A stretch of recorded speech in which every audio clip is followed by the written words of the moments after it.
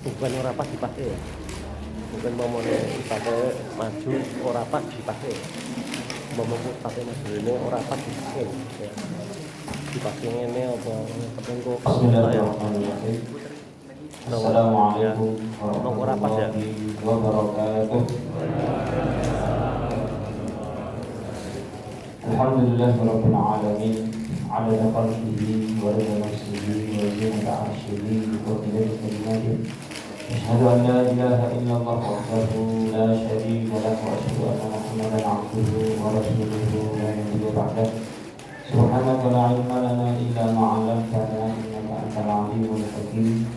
Allahumma anfa'na bima 'allamtana wa 'allimna ma yanfa'una ya rabbal alamin.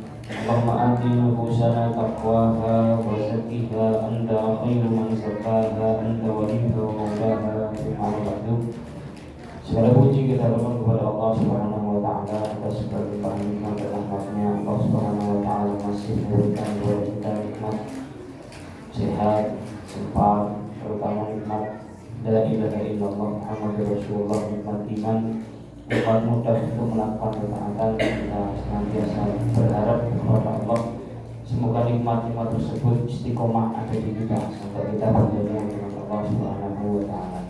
Salam serta salam kepada Nabi Muhammad sallallahu alaihi wasallam yang kita bersyafaat kelak di yaumil qiyamah. Sama dengan Allah Subhanahu wa taala. Bismillahirrahmanirrahim. Kita mulai kajian kita buka dengan surat Ar-Ra'd ayat 29. Surat Ar-Ra'd yang artinya itu adalah guntur atau petir. Ayat 29.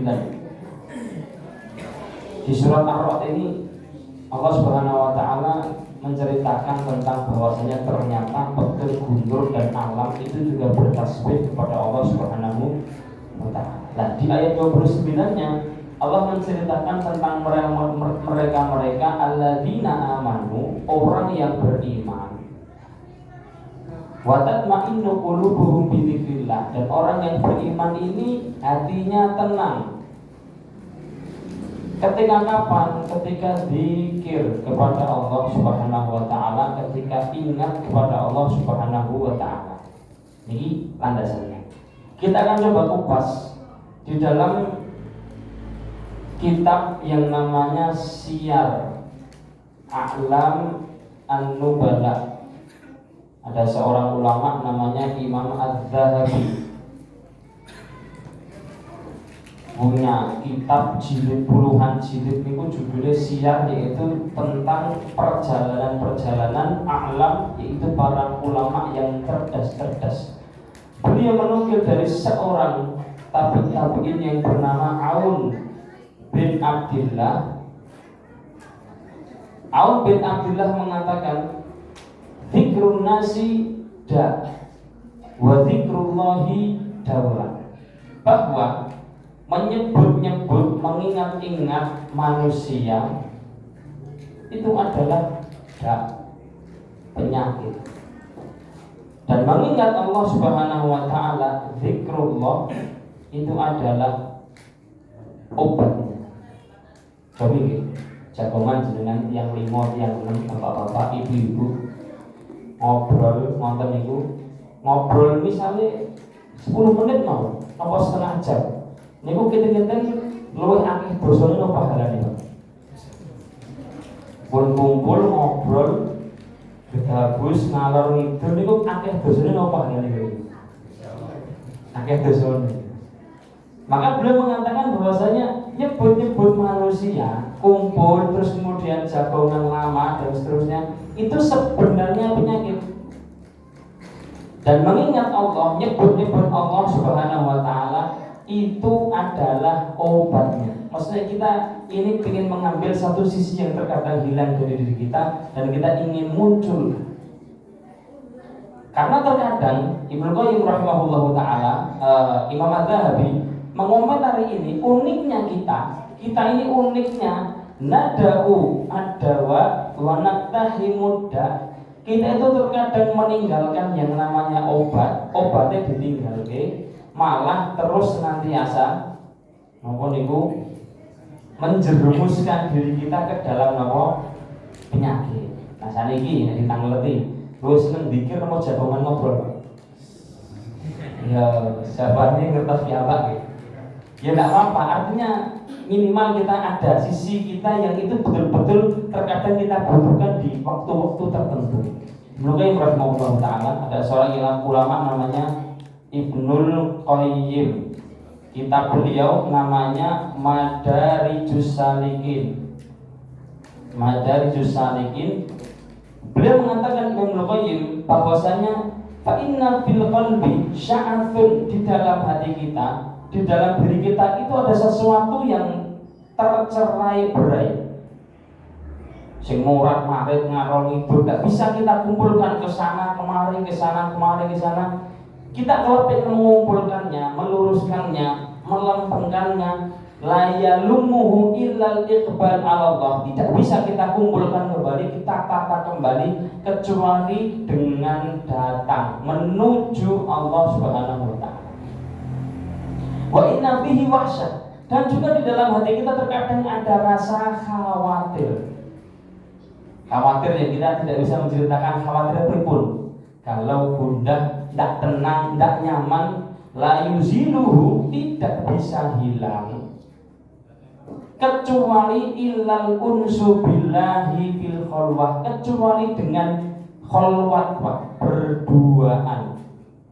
Berduaan kali sinten? Oleh Allah Subhanahu wa taala di dalam keadaan sendiri. Terus menyendiri atau terkadang namun itu dalam keadaan hanya kita dan Allah Subhanahu wa taala saja, itu terkadang kita butuhkan. Entah niku ya misalnya nggih sedinten digawe pirang menit, 5 menit teman. Niku suwe mboten niku.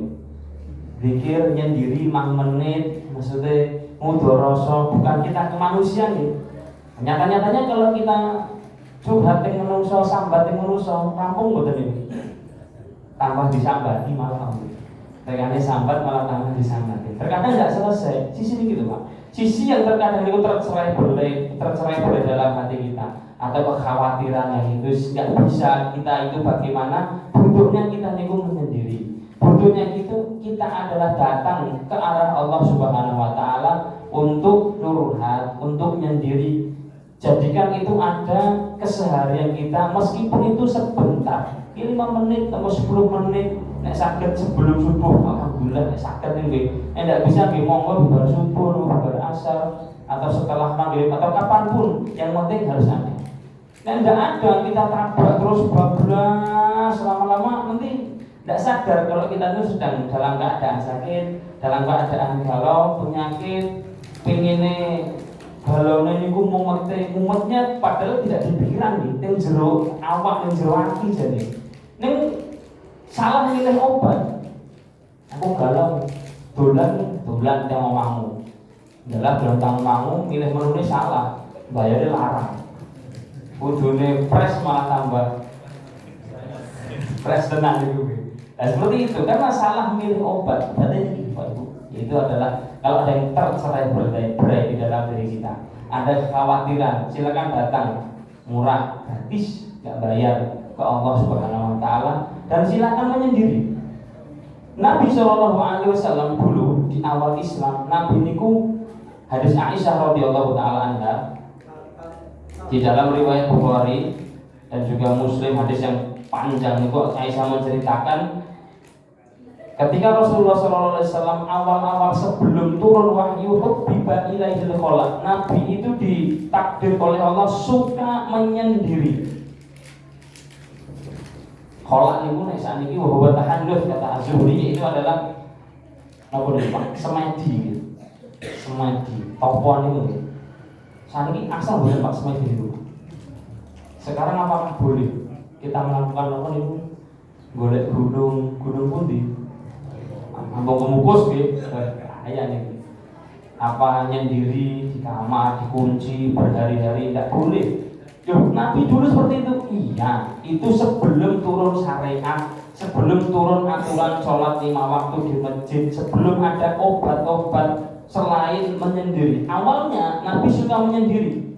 Sallallahu alaihi wasallam. Terus turun Jibril. Setelah turun syariat, Nabi dulu suka yang namanya i'tikaf. Apa i'tikaf ya? Yaitu adalah melazimi masjid. Semenjak Nabi itu datang ke kota Madinah, kata Imam Zuhri di riwayat Bukhari, selama 10 tahun sampai beliau itu wafat, itu tidak pernah meninggalkan yang namanya i'tikaf sampai Rasulullah niku wafat. Bahkan di tahun terakhir beliau wafat niku i'tikafnya double. Ramadan i'tikaf, Syawal nggih i'tikaf. Oke, i'tikaf niku kedah pas Ramadan betul Pak. Apakah syariat i'tikaf niku hanya di Ramadan saja? Jawabannya apa? Tidak. Boleh kapan saja, silahkan, tidak harus di Ramadan. Kalau seandainya kita ngambil fikih i'tikaf, memang i'tikaf ini kita di masjid nih.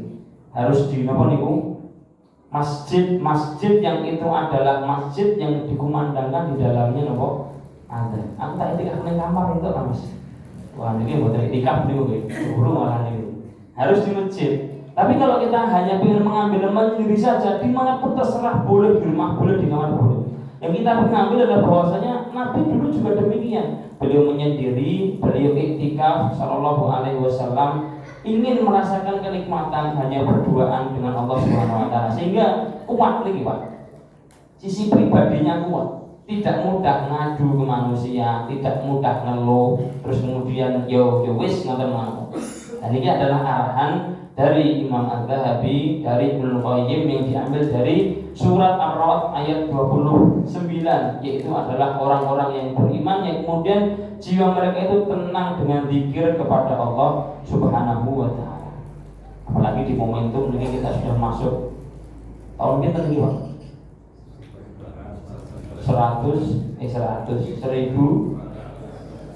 1448 Hijriah. Ini tahun baru nih. Tahun baru Hijriah.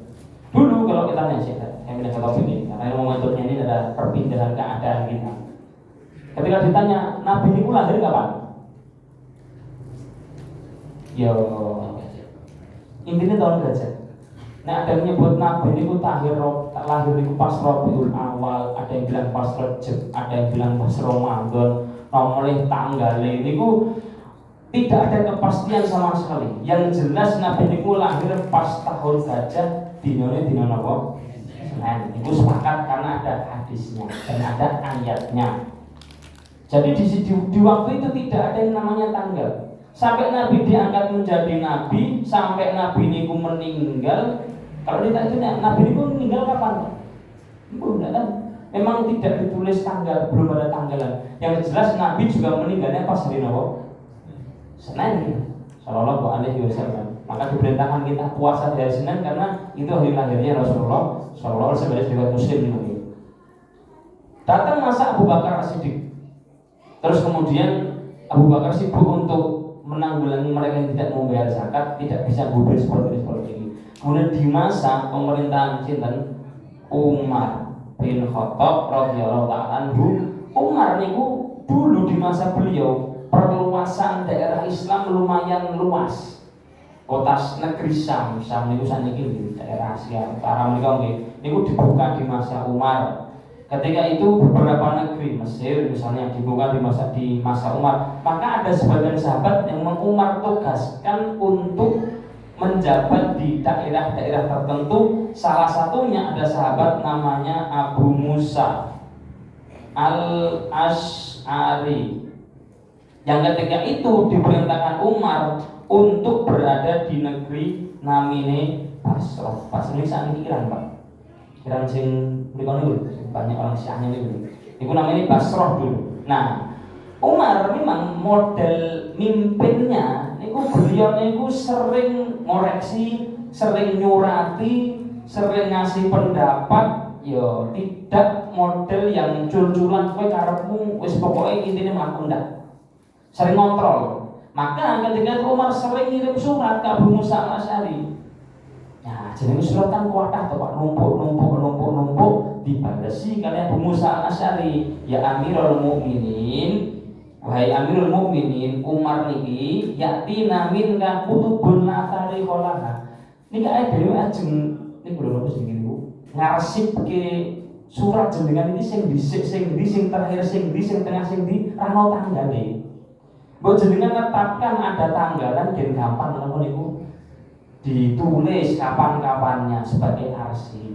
Ketika itu Umar kemudian mengumpulkan sahabat yang berada di Madinah. Baik sahabat, ini ada pendapat, ada masukan dari sahabat Abu Musa al-Asy'ari, sahabat Nabi dari Yaman ini aslinya, untuk kita nulis yang namanya tanggalan, penetapan tanggal. Sahabat ketika itu semua sepakat, baik, bagus. Yuk kita tetapkan pertama kali kapan? Ada 4 pendapat. Tetapkan tanggal pertama kali ketika Nabi niku lahir, semenjak Nabi niku lahir diutung mundur. Terus ditanya nek ngoten kesuwen wae ini. Ada yang pendapat lagi, jangan ketika lahir, ketika diutus. Pas umur beliau 40 niku lho, Pak. Hina ma ba'athini, pas niku mawon, karena itu awal dari Islam. Ada yang mengatakan enggak, dihitung setelah hijrah saja. Ada yang mengatakan enggak, setelah Nabi wafat saja. Ini 4 pendapat sahabat tentang penetapan pertama. Umar milih yang ketiga ini. Setelah apa nih? Hijrah. Kenapa? Kata Umar, li'annal hijrata farraqat bainal haqqi wal batil. Karena hijrah niki adalah pemisah antara yang hak dan antara yang batil. Lihat makanya itu bisa campur, Pak. Kita enggak tahu. Misalnya orang ketika itu enggak tahu sing muslim yang mana, yang tidak yang mana, belum bisa meninggikan yang namanya syiar, terus pokoknya abu-abu kata-katanya ngoten. Ketika hijrah ke Madinah jelas, terus pokoknya sing ning Mekah orang melu hijrah, maka ketika itu hijrah di masa itu wajib gitu. Yang tidak ikut hijrah, maka itu adalah orang yang tertinggal, yang tidak ikut Rasulullah SAW, yang ikut hijrah ke Madinah, meninggalkan rumah, anak, harta, semuanya, berarti itulah yang benar yang ikut Rasulullah Sallallahu Alaihi Wasallam. Ijtihad Umar hijrah niki disepakati oleh sahabat ketika itu. Oke, berarti ditetapkannya mulai tahun satunya semenjak apa? Hijrah Nabi Sallallahu Alaihi Wasallam. Saat ini nek hijrah yang nonton sasina sasi apa wahai akhirul mukminin? Bulan ini bulan. Saat ini bulan apa nih? Muharram. Di Muharram apa? Nah, sekolah di rumah jatah mas. Ramadan awal Sofar gitu Pak. Di Sofar apa? Muluk Rabiul Awal. Nabi ketika hijrah niku dari Mekah ke Madinah sampai begitu Madinah niki, perjalanan niki sampai di Madinahnya adalah bulan Rabiul Awal. Sasi muluk itu bulan Rabiul Awal. Kenapa kok tidak ditetapkan tahun pertama itu pas bulan apa? Rabiul Awal. Kenapa kok Muharram? Ini menunjukkan kedalaman pemahaman Umar dan bahwasanya Umar itu termasuk orang yang dekat betul-betul dengan Nabi, sering bersama Nabi. Umar mengatakan saya milih bulannya bulan Muharram dengan mengatakan ke sahabat 2 alasannya. Hijrah niku awal teringinkan, pengen berangkat niku pas nopo? Muharram. Memang sampainya bulan Rabiul Awal. Ning keinginan pertama kali tiba azam, Nabi mengatakan mau iduna ghadan Yathrib, besok tempat kita itu adalah Yathrib. Niku Nabi sudah nyepil semenjak nyepil niku lho. Sudah menceritakan 2 bulan sebelum sampai bahwasannya besok kita akan berangkat, tempat yang sudah disampaikan oleh Allah namanya adalah Yathrib. Yathrib niku nama lama dari napa? Madinah. Disebut juga Thaibah. Sahabat kita gak denger, waduh, kok Yathrib wahai Nabi. Riyen niku terkenal di Madinah niku enten wabah Madinah, Pak. Huma Yathrib, istilahnya ngoten niku. Pokoknya kalau orang ke Madinah niku pasti lemah, pasti lemas mergo terkena demam Yathrib. Di sini ngoten niku ya. Ada memang. Nabi ketika itu berdoa semoga dipindahkan demamnya ke negeri namanya Juhfah. Milo ketika terjadi umroh pertama kali, niku Nabi sengaja memerintahkan sahabat melakukan ittiba. Jadi orang kan dibuka ini loh, setengah badan ini dulu, kan dibuka tapi sisi kanan nomor kiri nih, dengan nanti bukan ini pak sisi kanan. Terus ketika itu Nabi menyunahkan pertama kali kan apa nih bu? Kan setengah Melayu, nggak jalan, namanya rommel. semi lari jalan cepat ngoten nggih. Jadi jalannya jalan cepat, terus kemudian badannya nopo dibuka ngoten. Dan ketika itu disaksikan oleh orang musyrik, Nabi ingin menyampaikan gitu, aku suku Madinah tidak sama sekali lemah, tidak sama sekali demam. Aku ini nopo sehat, malah tawaf niku nopo melayu kok nggih. Yang lain niku orang kafir itu jalan disuruh lari cepat sama Rasulullah sallallahu alaihi wasallam. Itu keinginan yang terjadinya ketika bulan Muharram niki. Pertama, yang kedua ketika bulan Muharram, karena ini adalah pulangnya orang dari haji. Ini bisa haji mau begini, dereng ya. Pulangnya orang dari haji pas bulan apa niki? Muharram. Kan selesai pertengahan Dzulhijjah, perjalanan ini mungkin pulang ke rumah pas bulan apa niki? Muharram. Itu isyarat bahwasanya orang dari haji kan itu kan seakan-akan seperti apa niku dilahirkan kembali nih. Maka arahannya ketika sudah lewat tahun itu juga supaya kita ada sisi spirit yang namanya spirit hijrah. Hijrah ini artinya apa? Pindah atau meninggalkan. Yang dulunya itu buruk kita tinggalkan menjadi baik, yang dulunya itu kurang baik kita tinggalkan menjadi yang lebih baik, yang dulunya kurang kita tambahi. Ada sisi yang namanya berubah, ada sisi yang namanya pindah. Bahkan hijrah Nabi ini mboten gampang loh. Itu keadaan sing wabut karena terjadi hijrah setelah beliau diuji dengan kematian.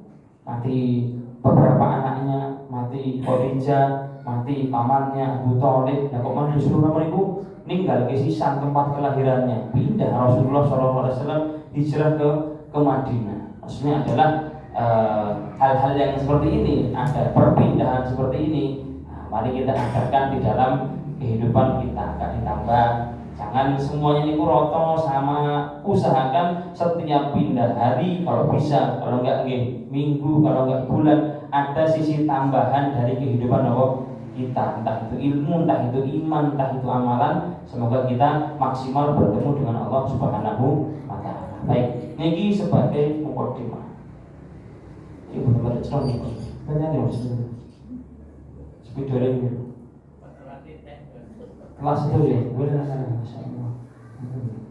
Ini kira-kira ini langsung muncul ini loh. Ya kok berdijuk.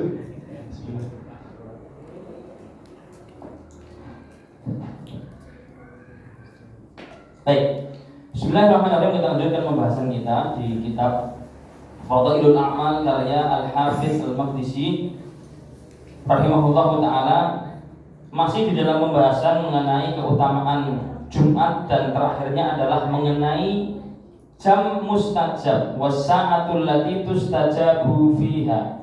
Jam atau waktu yang mustajab di hari yang namanya Jumat. Beliau menyebutkan beberapa hadis. Kita akan dahului dengan hadis Abu Hurairah riwayat Imam Ahmad dan kita lanjutkan dengan hadis Abu Hurairah riwayat Bukhari. Hadis riwayat sahabat Abu Hurairah di dalam kitab Musnad Imam Ahmad yang beliau sampaikan ketika itu Rasulullah SAW ditanya, ya Rasulullah, limada summiyal Jum'atu Jum'atan? Wahai Nabi SAW, kenapa Jumat itu disebut dengan istilah Jumat? Maksudnya adalah Jumat secara bahasa. Ini dari asli kata apa? Enten nggih. Jumatun di kupas niki jim mim ain. Terus ada kata ijtama'a. Artinya apa? Kumpul, berkumpul, ada manusia yang berkumpul jadi satu. Nabi mengatakan limada summiyal, dikatakan limada summiyal Jum'atu Jum'atan. Beliau menyebutkan 4 alasan. Alasan pertama, li'anna fihi jumi'atinu Adam. Di hari itu, di riwayat Ahmad ini dikumpulkan itu maksudnya adalah kembali ke bahasa ini yaitu dikumpulkan kan Jumatnya dikumpulkannya tanah Adam. Maksudnya tanah yang dengannya Nabi Adam itu dibentuk, dihidupkan karena ketika itu Allah mengambil beberapa tanah dari beberapa area bumi, dikumpulkannya pas hari Jumat. Yang kedua, wa fihi an-nafkhah, karena ketika itu nanti ada yang namanya tiupan. Tiupan maksudnya tiupan sangka kala, yang ketika itu manusia akan berkumpul menjadi satu, bangun seperti di surat Az-Zumar ayat 86, wa nufikha fis-sur, kemudian akan ditiup yang namanya sangkakala, fasoiko akan bangkit, kemudian man fis samawat, yang di langit dan juga di bumi jadi satu. Yang ketiga, wa fihil batsyah, karena ketika itu ada hentakan dahsyat, hentakan dahsyat. Ini semua tentang kaitannya hari kiamat pagi-pagi di surat Ad-Dukhan. Dukhan itu artinya adalah apa niku? Asap. Ayat ke-12, Yauman nabtisul batsyatal kubra, di hari itu kita akan berikan hentakan yang dahsyat. Namun sebagian mengatakan hentakan yang dahsyat itu dulu sudah terjadi di masa Nabi ketika perang namanya perang Badar. Nanti kira nih, perang Badar ini perang yang pertama kali ada napa niku? Ada pertempurannya. 5 kali peperangan tidak pernah terjadi yang namanya pertempuran. Tapi ketika Badar adalah perang pertama kali yang ketika itu terjadi pertempuran ketika Badar. Terkumpul 2 pasukan Muslim dan lawannya orang-orang kafir Quraisy, dan ketika terjadi hentakan yang sangat dahsyat, dengan jumlah yang sedikit mereka menang. Ada yang mengatakan Dukhan ini mungkin di akhir zaman. Nanti kemudian jangan nih Pak, kalau saya tahun 2017 ngomong, dan isu-isu ini kok katanya di akhir Ramadan pas Jumat nanti akan ada apa nih?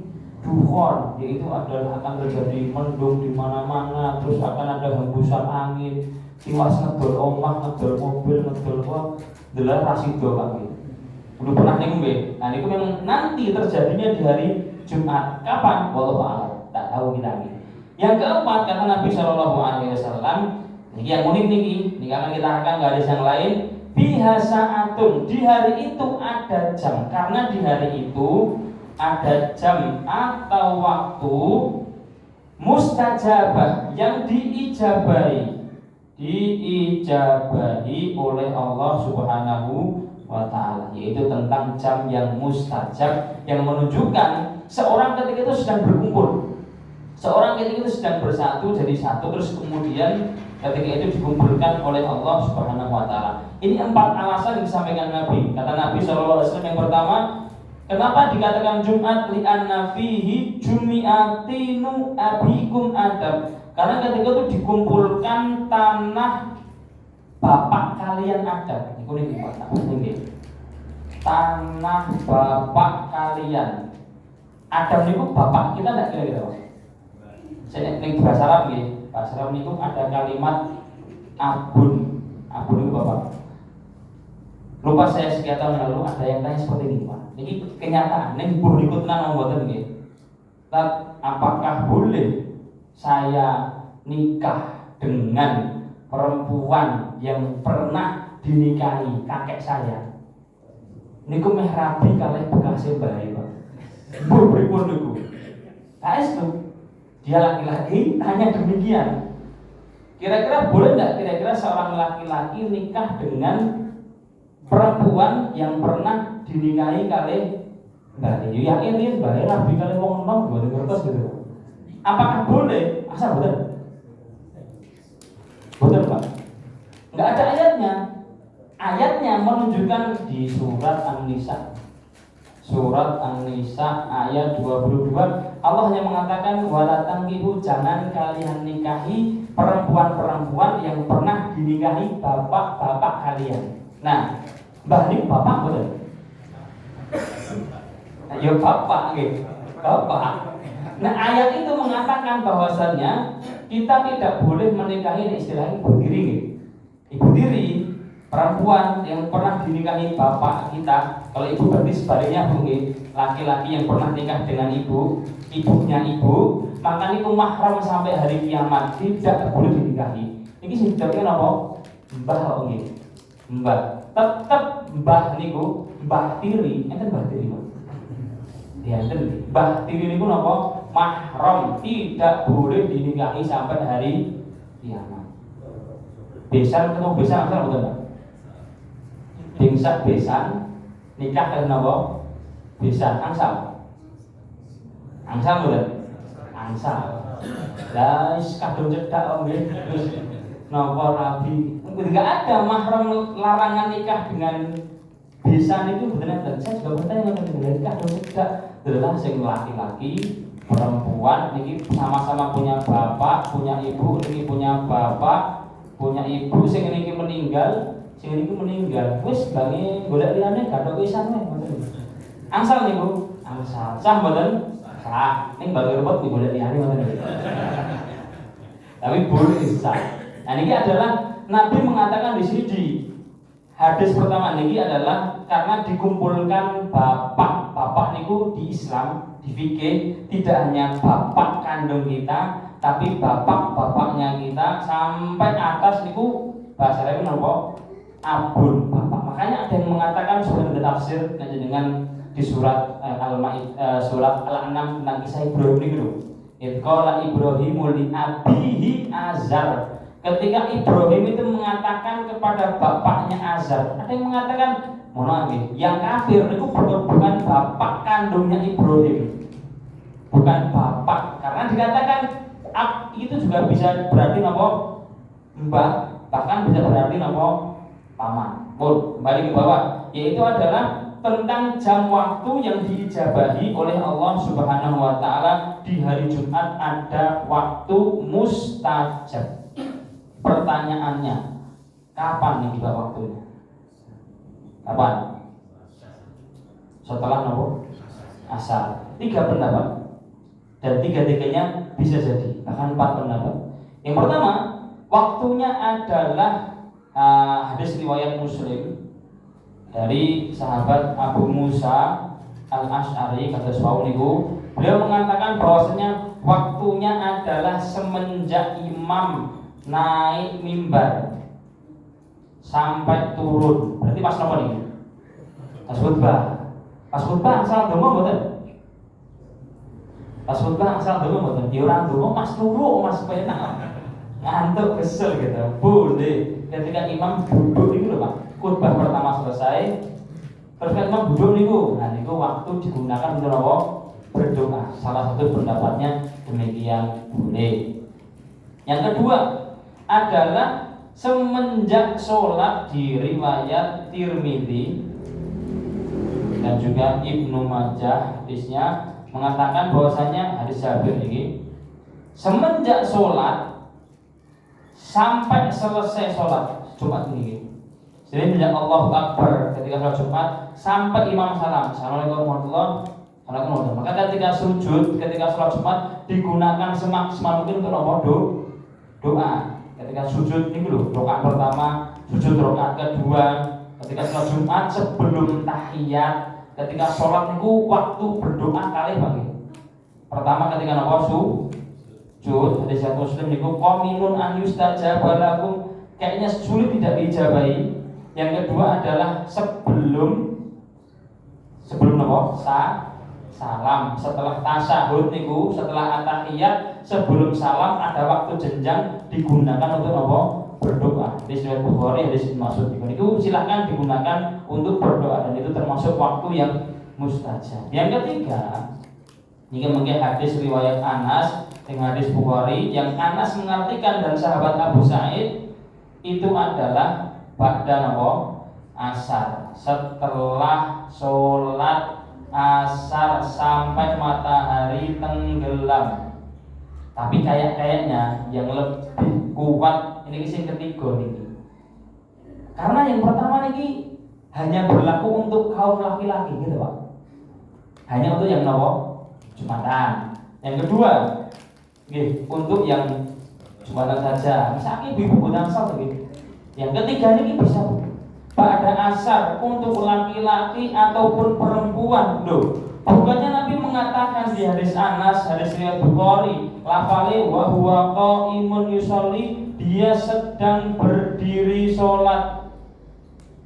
Iya, sedang berdiri sholat. Tapi kan Nabi juga mengatakan di hadis Bukhari bahwasannya innakum lan tazalu fi sholatin man tadartum as-sholat.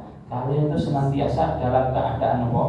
Sholat selama menunggu sholat. Ini faedah paling banget nih Pak. Kalian senantiasa dalam keadaan sholat selama senantiasa menunggu apa? Sholat. Nunggu sholat niku seperti sholat. Artinya nunggu kebaikan seperti kebaikan, dan itu status yang keren. Oke, kita sekarang misalnya kita nunggu isya, misal begini. Dalam keadaan seperti itu dipendet kali Gusti Allah, statusnya dia meninggal menunggu sholat isya. Kan keren itu kami. Kita sedang menunggu kebaikan. Aku ngenteni pengajian misal. Aku nunggu sholat subuh, tak turu sik. Makin dalu niku. Dengan jentil niate napa? Ya turu kesel ngantuk gitu. Ganti Pak. Saya tidur ngenteni napa? Subuh. Nek ndilalah qadarullah ajale niku dipendet statuse ngenteni sholat subuh. Nah niki mboten dipendet statusnya napa? Ngenteni sugih. Ya ora sugih ya. Pas ngenteni sugih napa? Dipendet kan mboten keren kan nggih. Maka bab niat ngenten iki sekedar nunggu sholat, wis sholat niki niku seperti orang yang sedang sholat dengan niatnya mendapat pahala napa? Sholat. Niki di kehidupan kita silakan ya. Memang fisik kita mungkin, fisik kita kerja, fisik kita beramal nopo-nopo ngoten niku, tapi niatnya aku tak kerja sekarang ngenteni nopo? Zuhur, ngenteni asar, muter terus. Pun nek jenengan ajeng jangka panjang aku tak kerja ngenteni umroh misalkan yang gitu gini. Kan keren niku dipendet statusnya nopo? Ngenteni nopo? Umroh, rugi celuk-celuk misalnya gitu. Daftar ngenteni haji, dipendet oleh Islam ngenteni haji. Kalau berotong saat ini sering dipanggil-panggil. Nah, seperti itu remeh. Cuma kalau kita hadirkan setiap hari niku berpahala luar biasa. Maka pada asar meskipun tidak berdiri sholat, dia hukumnya seperti orang yang sholat karena menunggu sholat. Innakum lam tazalu fi sholatin man tadartum sholat. Kalian berada di dalam pahala sholat senantiasa selama menunggu yang namanya sholat. Maka ketika pada asar kita nunggu maghrib, niati nunggu maghrib sambil berdoa kepada Allah Subhanahu Wa Taala. Itu termasuk waktu yang mustajab. Niki tiga. Yang keempat ada yang mengatakan waktunya disembunyikan, tidak ada yang tahu. Jadinya mustajab mas. Nyatanya aku dongo bolak-balik mboten napa diijabahi. Mustajab niku artinya napa mustajab niku? Kita ambil coba nggih. Hadis riwayat Anas bin Malik di dalam riwayat Imam Ahmad. Dan kita sudah tahu semua bahwasanya doa kita itu pasti dijabahi.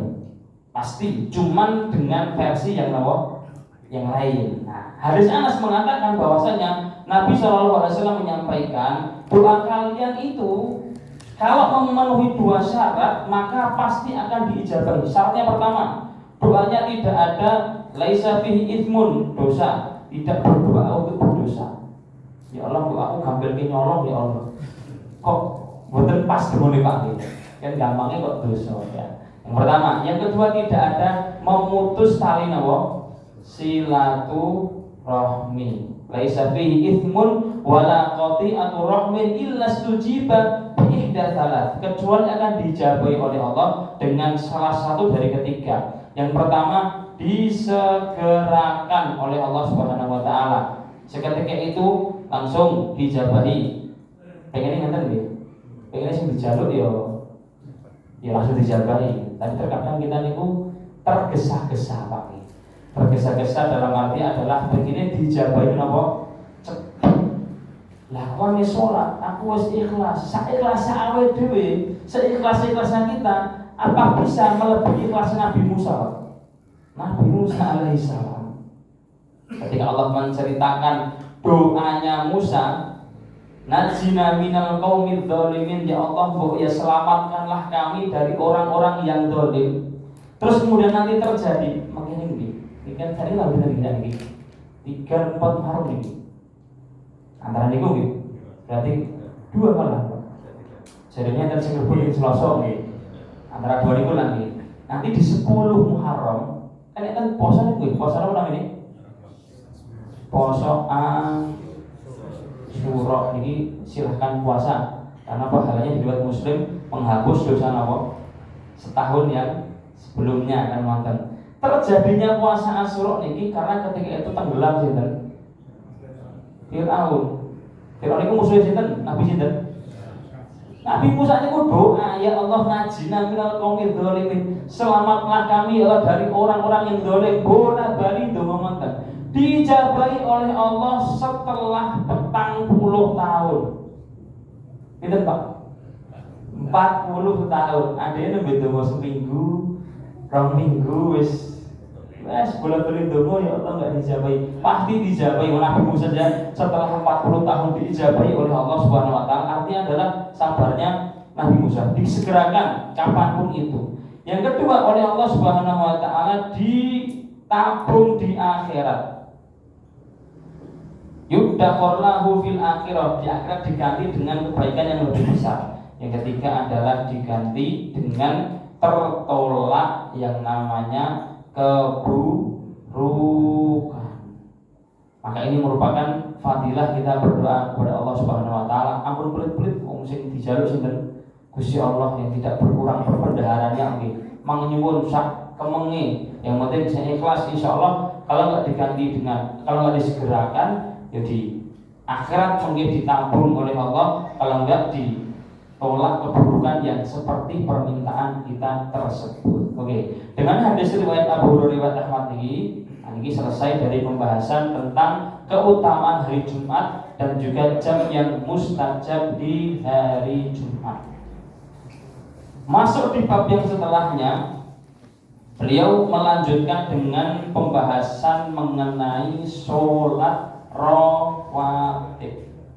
Oke, yang namanya sholat apa Pak? Rawatib. Niki kata jamak kata mufradnya namanya sholat rotib atau rotibah. Yaitu istilah kita adalah qobliyah kali napa? Ba'diyah. Sholat qobliyah dan juga sholat ba'diyah. Sering kami sampaikan itu menunjukkan sempurnanya syariat Islam.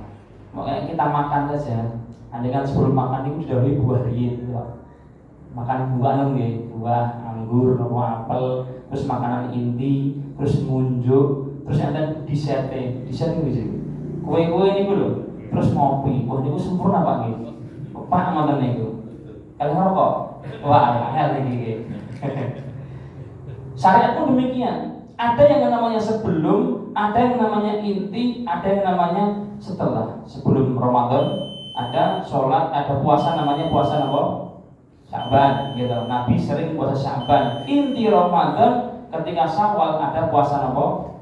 Syawal, yaitu adalah 6 hari. Sholat pun demikian, yaitu adalah ada qobliyah, ada sholat apa? Ba'diyah. Ini kita gambar kayak durian tentang sholat. Oke, ini begini.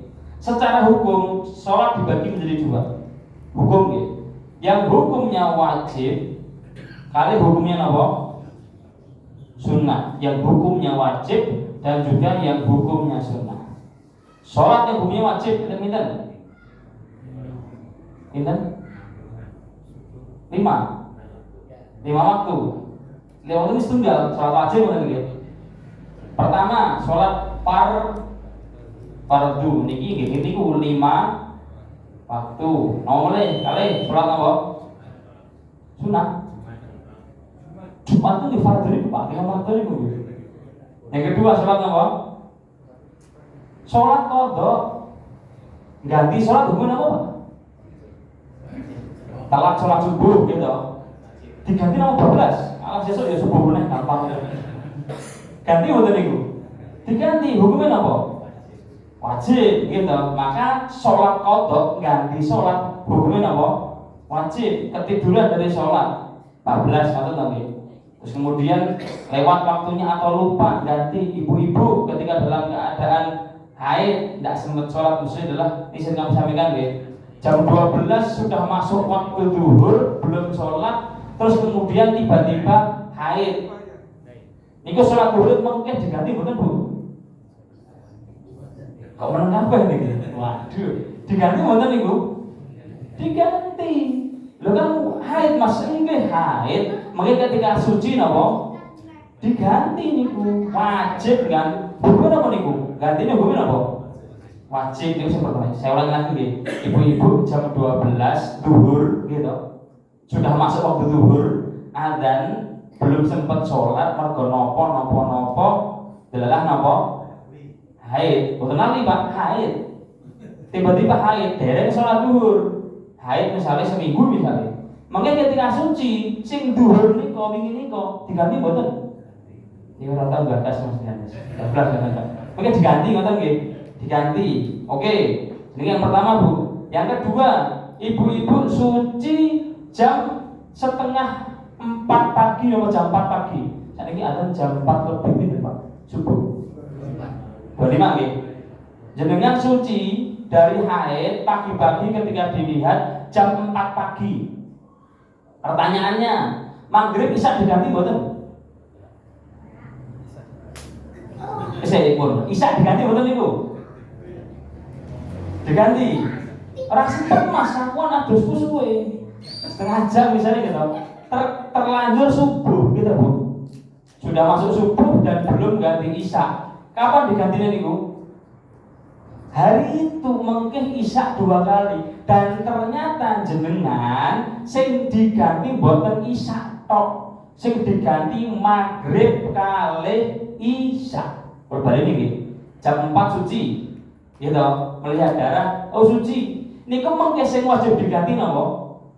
Maghrib kali isya kali. Pendapat sinten hampir seluruh ulama ngoten.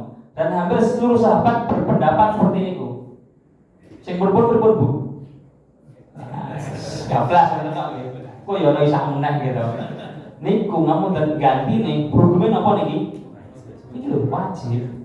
Contoh mele adzan sakniki maghrib jam pinten niki setengah 6 pas gitu. 5 lebih 28 atau sing 9. Jenengan suci jam 5 lebih 20 menit. Apa betul nggih?